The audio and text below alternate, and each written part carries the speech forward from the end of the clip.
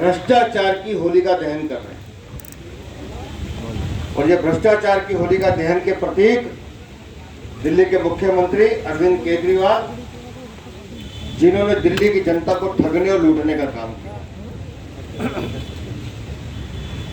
और एक बार नहीं बार बार किया।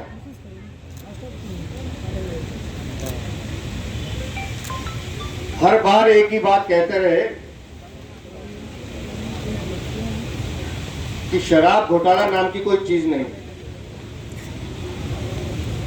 मैंने कल भी और आज भी जितने हमारे कार्यकर्ताओं से बात की है, उन सबको मैं एक ही बात कह रहा हूं कि आपने घर घर जाकर दिल्ली की जनता को यह बताना है कि किस तरह से एक षड्यंत्र के तहत दिल्ली में शराब का घोटाला किया गया। मुख्यमंत्री का काम होता है दिल्ली का विकास करना, क्षेत्र का विकास करना, लोगों को सुविधाएं देना। पर हिंदुस्तान का ये पहला मुख्यमंत्री जिसने कहा कि आओ मैं तुम्हें एक पौवे के साथ दूसरा पौवा फ्री देता हूं, ये मेरी सरकार है, ये अरविंद केजरीवाल की सरकार। शर्म करो, शर्म करो, केजरीवाल शर्म करो, शर्म करो, शर्म करो। रखे गए हैं, अफसरों को घर पे बुलाया जाता है, शराब नीति का ड्राफ्ट चेंज करवाया जाता है, जिन लोगों को लाभ पहुंचाना है उनका और अपने दलालों का संबंध बनवाया जाता है, और फिर कहा जाता है कि पहले 100 करोड़ रुपए आप हमें दे दो कि हमें तो गोवा और पंजाब में चुनाव लड़ना है। उसकी पहली किस्त 25 करोड़ की जाती है, फिर गोवा में 45 करोड़ की जाते हैं।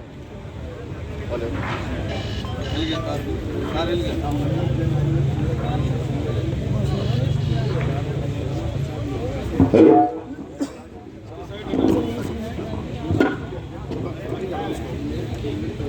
फिर 45 करोड़ गोवा में भेजे जाते हैं, 4 लोगों को दिए जाते हैं, और वहां जो लोग चुनाव लड़ रहे हैं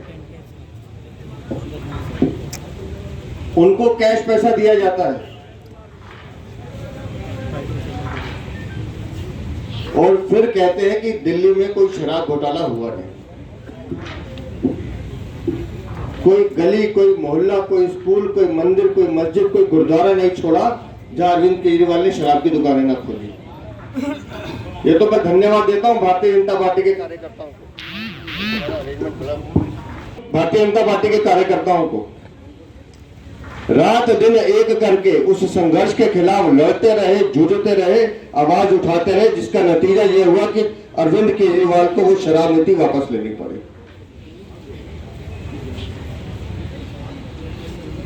और 22 जुलाई को 2022 को जब माननीय उपराज्यपाल ने इस शराब नीति घोटाले की जांच सीबीआई को दी थी, हमने उसी दिन कहा था कि इसके तार बहुत लंबे हैं और इसमें कोई भी अपराधी बचेगा नहीं।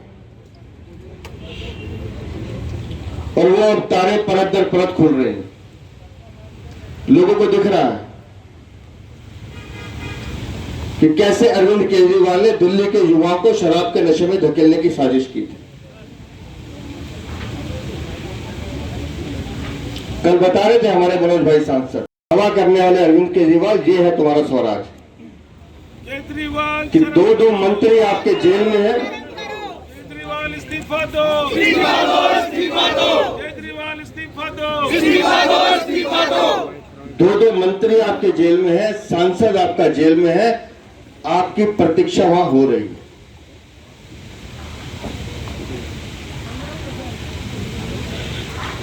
फिर दावा करते हैं कि इतिहास में पहली बार ऐसा हो रहा है कि किसी मुख्यमंत्री को गिरफ्तार किया जा रहा है। अरे तुम्हारे कर्म ऐसे हैं भैया, और थोड़ी सी नैतिकता नाम की चीज होती है तो पहले इस्तीफा देते।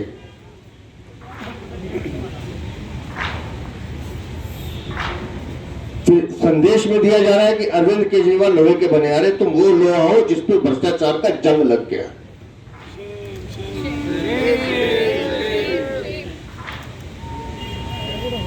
जिसको भ्रष्टाचार ने जकड़ लिया।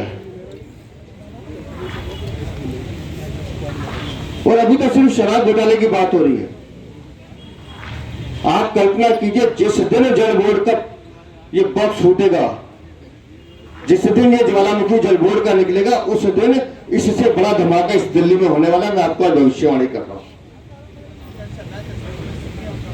घर घर नल देने की बात थी, 7 दिन संगम विहार में पानी नहीं आता है, टैंकर हफ्ते में 1 दिन जाता है।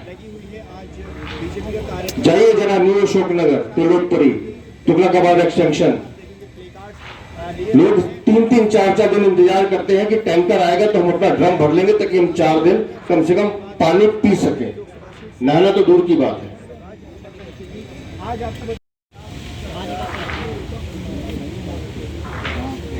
और निर्लज्जता इतनी है कि जिसका मुकाबला नहीं कर सकते।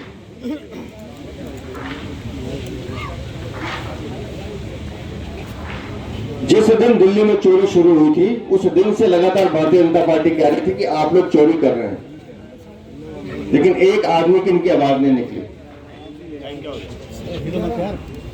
और मैं आज फिर कह रहा हूं कि इस शराब घोटाले के साथ साथ चाहे जल बोर्ड का घोटाला, चाहे शिक्षा का घोटाला हो, चाहे अस्पतालों में नकली दवाई देने का घोटाला हो, चाहे मोहल्ला क्लिनिक का घोटाला हो, बाथरूम के कमरे स्कूल के कमरे में बताने का घोटाला हो, पहले बटन का घोटाला हो, राशन वितरण प्रणाली में घोटाला हो, एसटीपी प्लांट में घोटाला हो, यमुना की सफाई में घोटाला हो, ये लंबी फेरिस्त है इन घोटालों की।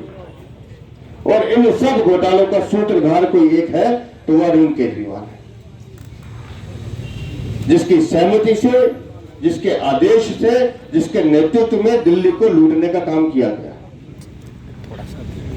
और भारतीय जनता पार्टी दिल्ली प्रदेश पहले दिन से हम कह रहे थे कि हम इस दिल्ली की सरकार के हर भ्रष्टाचार के खिलाफ लड़ेंगे, संघर्ष करेंगे और उस वक्त तक करेंगे जब तक इस अहंकारी सरकार का विनाश नहीं करते।